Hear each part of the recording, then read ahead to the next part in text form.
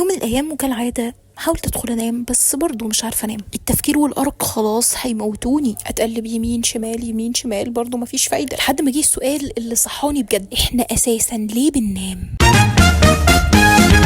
صباح الخير يا دراج، صح النوم فوق كده واعمل لك كوبايه قهوه. تعالى نتكلم كلمتين في المهم. سنه 2017 من الاعصاب اللي اسمه ماثيو ووكر ظهر لنا كده بكتابه الاشهر على الاطلاق واي وي سليب، اللي كان بيسال نفسه فيه سؤال واحد وحيد: احنا ليه بننام؟ كتب الكتاب ده مخصوص عشان بعد سنين طويله من البحث والتنقيب وراء النوم اكتشف بان النوم مش بس فتره احنا بنرتاح فيها، ده عنصر اساسي ومهم لصحه الانسان. يشبه النوم في كتابه زيك بالظبط بعد يوم طويل ومرهق مليان دربكه وضيوف ودوشه وحاجات كتير في البيت بيبقى محتاج في اخر اليوم ايه؟ انه يتنظف ويتروق وتوضب. طلع منها كمية تراب رهيبة. بالظبط مخك بيبقى محتاج بعد يوم طويل من الكركبه والدوشه والاوفر سينكينج والمحاضرات والدروس والشغل، المدير اللي زعق لك وامك اللي اتخانقت معاك، اهلك اللي عايزين فلوس. بعد كل ده المخ بيبقى عايز يهدى ويرتب افكاره، كده خطه مع نفسه، يمكن كده الحاجات المهمه على جنب ويرمي الحاجات اللي هو مش محتاجها. يمكن كده كل اللي بيذاكروا بيتقال لهم جمله واحده قبل كل امتحان: اوعى تروح الامتحان مطبق. ده علشان انت لو رحت الامتحان مطبق فالمخ مش هيبقى عنده وقت يخزن فيها المعلومات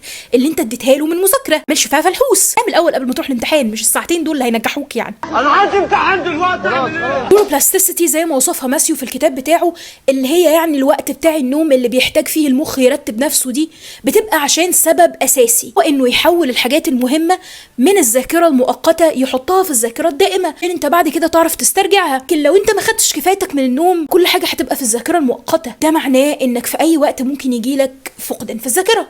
أنا زي اللي دماغك مسحت. لكن نيجي بقى في اوائل الخمسينات، في عالم وهو من اول العلماء اللي درسوا حوار النوم ده اسمه ويليام ديمن. ويليام اكتشف حاجه خطيره جدا في النوم. سنه 53 ويليام اكتشف الحركه السريعه بتاعه العين اللي سماها في الابحاث بتاعته والار اي ام سليب، ودي تقريبا الوقت اللي بيدخل فيه المخ من الراحه للحلم. قال في الابحاث اللي بتخص الموضوع ده بان المخ في الوقت ده بيبقى نشاطه تقريبا ضعفين من المخ طول اليوم. معنى كده ان وانت بتنام انت مش في حالة راحة، يعني حتى النوم ما فيهوش راحة يا دروج. عشان نفسر الموضوع ده بشكل يعني سلس شوية، احنا محتاجين نحكي قصة صغيرة قد كده. بعد حادثة اغتيال الرئيس الامريكي جون كينيدي سنة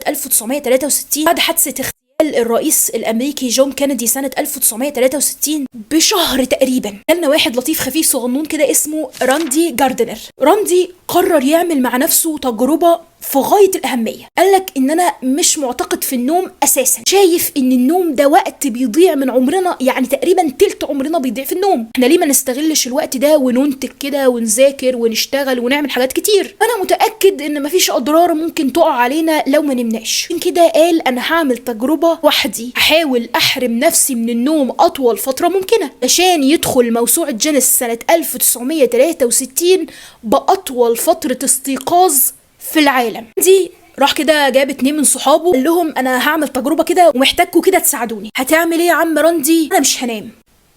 يعني انت عايز ايه؟ كل اللي مطلوب منكم انتوا يا اصدقائي الاعزاء هو ان انتوا تفضلوا قاعدين جنبي. انت اضربوني بالقلم، ادوني شلوط، بخوا على وشي ميه، اعملوا اي حاجه، المهم ما نمشي اقصى مده اقدر اعملها.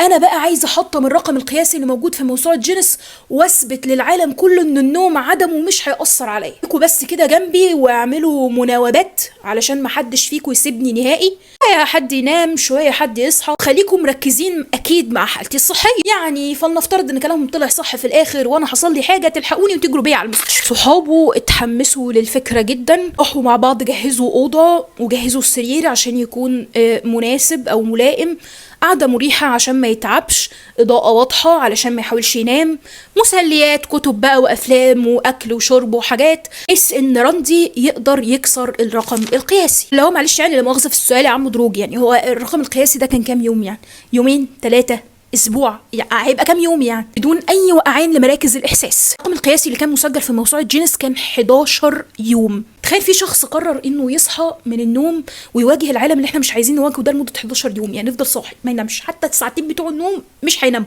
ده شغف الدنيا. المهم بقى صديقنا راندي بعد ما خلص التجربه دي قعد كده في كام لقاء صحفي ومع الدكاتره ومع الاطباء ومع الدنيا، قال لهم ان انا جيت بعد اليوم الخامس تقريبا وكنت مستحيل اكمل ساعه زياده، خلاص جبت اخري، لازم انام الثانيه دي، يعني لازم انام الثانيه دي. فواحد من صحابه خلينا نسميهم صحاب السوق وراله صورته في الجورنان، صورته منشورة هو وأصدقائه مكتوب عليها شخص يحاول كسر الرقم القياسي في عدم النوم من جديد. حقيقة إن الخبر ده رجع له شغفه تاني يعني، وقرر إنه يستمر لغاية ما يكسر الرقم القياسي. ده شغف الدنيا إن نسرع الوقت يعني، هو كسر الرقم القياسي. كان إيه بقى اللي حصل بعد كده؟ دكاترة بعد كده اللي كانوا مختصين بإنهم يراقبوا الحالة الجسدية والنفسية بتاعة راندي بعد ما خلص التجربة دي، قالوا إنهم اكتشفوا شوية حاجات، لوكشة حاجات. أول حاجة أثبتها الطب وخصوصا الطب النفسي، قالوا إن هو بقى متقلب المزاج زيادة عن اللزوم. يعني ممكن تبقى قاعد معاه لمدة ساعة يمر بأكتر من 10 حالات نفسية في نفس الساعة. كمان اكتشفوا إن بقى بيجيله فقدان في الذاكرة بشكل مش طبيعي. يا رب استرها معاه يا رب، انا واحد مش فاكر اي حاجه. بقى في خلل عام كده في وظائف الجسم. لكن الحاجة بقى والمصيبة اللي حصلت لراندي بعد التجربة دي هو حاجة اسمها مشكلة التنسيق. قالني بقى يا دروج وقول لي يعني ايه مشكلة في التنسيق؟ ايه التنسيق ده اصلا؟ التنسيق ده هو وظيفة الجسم العاقل بشكل عام. يعني انك لما تشوف حاجة زي كده تبقى عارف ان دي بخاخة بتبخ. يا نهار اسود، لبن جالي مشكلة في التنسيق.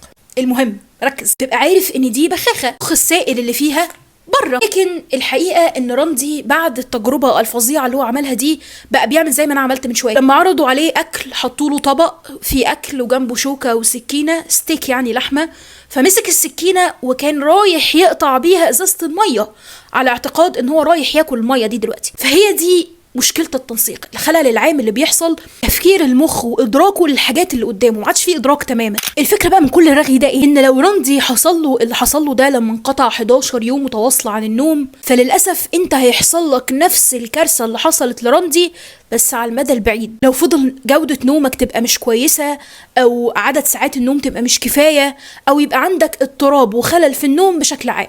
يعني كل اللي راندي عمله هو قرب حدوث الكارثه عن انها تحصل بعد سنين قدام بسبب نفس المشاكل. يا لهوي. ماسي ووكر قال ان اتعمل اكتر من 17,000 بحث بيثبت الاضرار الجسيمة اللي حصلت لراندي دي على بقية البشر اللي مش بالضرورة يكونوا عملوا تجربة زي بتاعته. ان ممكن مشكلة زي مشكلة اضطراب النوم تقصف عمرك اصلا بعد مشيئة الله سبحانه وتعالى، بس هي من احد اهم اسباب قرب الموت. يا نام كويس. ايه يا دروج نام؟ انت عايز يجيلك فقدان في الذاكره وانت صغير كده وانت صغير كده؟ عارفه بقى ان انت سالت نفسك سؤال في غايه الاهميه. طب انا مش عارفه انام يا ست الحاج، انا اساسا مش عارفه انام، انا بدخل على السرير زي ما انت عملتي في اول الفيديو كده مانيش عارفه انام، بحاول انام مش عارفه انام. انت محتاج تسحل نفسك يا دروج، تشتغل، تسيبش نفسك ابدا للكسل في يومك. يعني ما تسيبش كده يوم يعدي وانت قاعد ما عملتش اي حاجه خالص، ماسك الموبايل او بتتفرج على التلفزيون او بتتمشى في الشقه او بتفكر في حاجات حصلت من 30 سنة. اشغل نفسك حتى لو بأبسط الحاجات، انزل اتمشى في الطبيعة الخلابة بتاعتنا، انزل جيم. مهم ان اليوم يكون فيه بذل مجهود بشكل كبير جدا، وعود نفسك لمدة 7 ايام بس